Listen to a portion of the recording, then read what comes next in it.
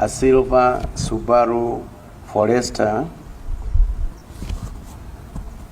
registration number KBP 096W, approached the main entrance. And the two heavily built men burdened the MP into the vehicle. He reported the incident at Mugoda police station. Additionally, on May 26, 2025, he received a call from the MP's daughter, Wajiro, informing him that the MP had been found in a coffee farm in Juja. They then took the MP to Prince Field Hospital, Ruiru, for first aid before he was referred to Karen Hospital for further management.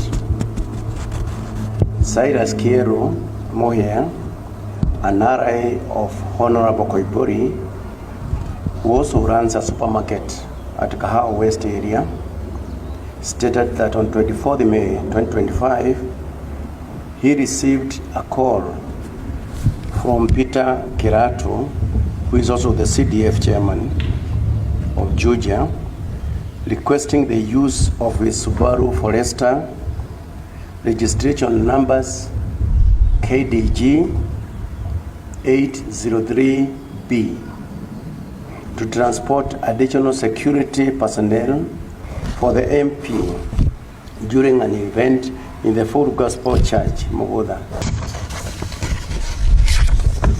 On 25th May, Kirato instructed him to go to his homestead in Mugoda, where he met a man named Katana, driving Kirato's vehicle registration number KBP 096, which is a Honda CRV, along with 3 unknown men. They proceeded to the church to familiarize themselves the route before returning. Later, Kirato called and instructed him to drive his Subaru Forester with 2 men towards the church. Upon arrival, the 2 men exited quickly, and he heard screams as the MP was forced into the vehicle. They drove towards Jacaranda Coffee Research via Kabogo Road, where the MP instructed them to stop near a waiting Honda CRV, registration number KBP 096W. This vehicle belongs to Kirato. Cyrus was left with the 2 men who warned him not to disclose any information to the police. The police have managed to recover 2 vehicles, a Honda Civic CRV, registration number KBP 096W, belonging to Peter Kirato, who is also the FAKED chairman of Juja, and a Subaru Forester, silver in color, registration number KDG 803B, belonging to Cyrus Kiero Moya.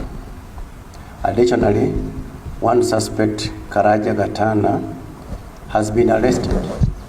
Gatana admitted to dropping the MP at a hotel where he had refreshments and spent the night with 2 abductors on 25th May 2025 following the alleged abduction.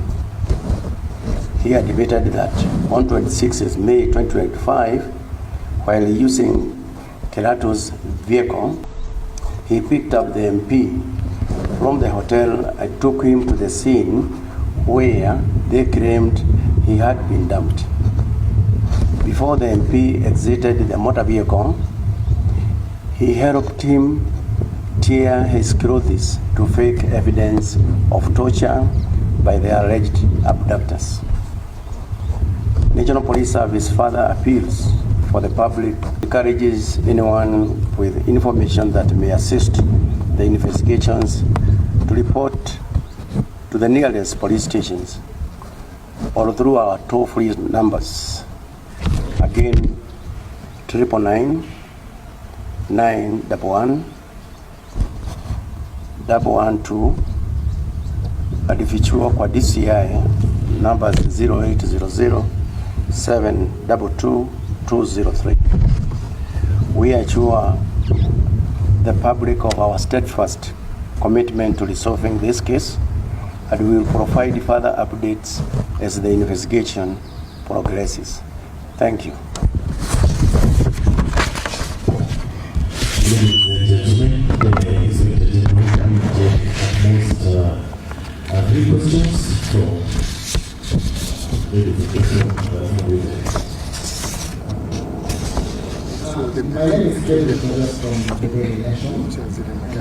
My question is one, because actually there are allegations that Mugidi Singer has been, popularly known as Celebrate, has been transferred in what was the banishment of disciplinary action. One of his recent song called so I don't know what you want to say about this.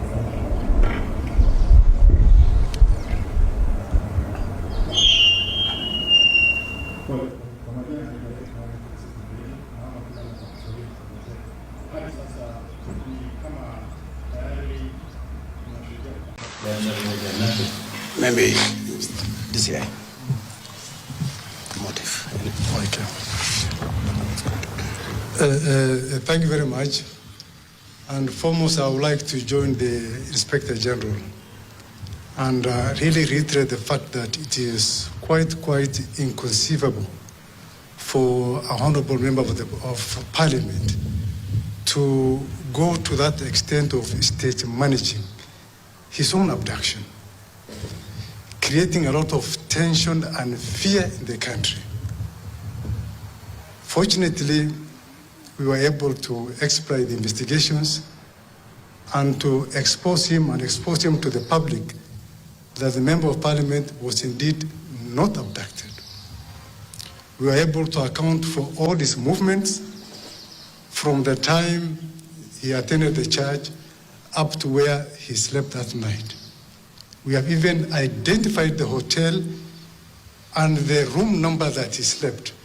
But in order not to prejudice our investigations, we may not be able to share that information at this point in time. But definitely, we are going to share that information with him. And again, it is unfortunate that being a victim, the investigating team were denied access to go and interview the Honorable Member of Parliament, which we very believe that he did not suffer any injuries whatsoever.